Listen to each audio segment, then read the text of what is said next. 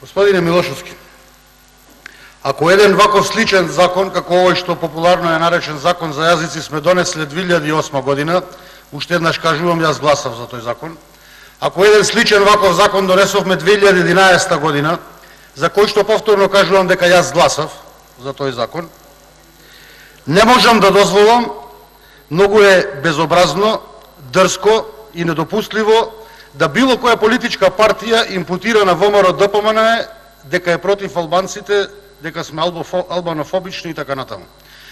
Дополнително што барем јас и вие доаѓаме од Западна Македонија и барем јас и вие ката ден секојдневно живееме, се среќаваме, кафе пиеме и муабетиме со наши сограѓани албанци. И сме живееле од век и веков и ќе живееме и понатака. Така да ова дилема мора да ја расчистиме. Меѓутоа, старите имаат една изрека: ако една работа од почеток ја фатите наопаку, грешно, на крајот нема да ги добиете посакуваните резултати. За жал, во сите мои реплики и во ова апелирам, имаме грешки во сите чекори.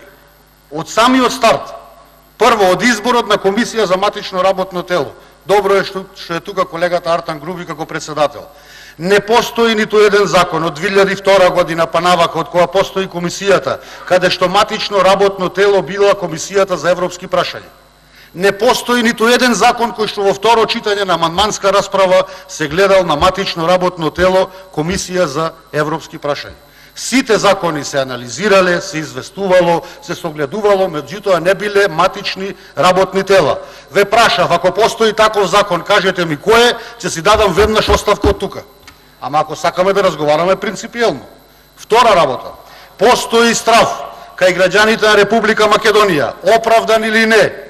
Меѓутоа постои де факто дека одредени членови од овој закон со уставот.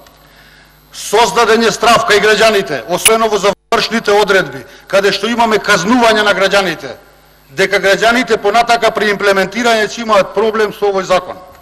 Факт е дека во овој закон постојат одредени членови кои што се косат со други закони. Членови кои што мора понатака на други закони да се имплицираат, кои што се носат со двотретинско мнозинство. Затоа уште 20 секунди имам.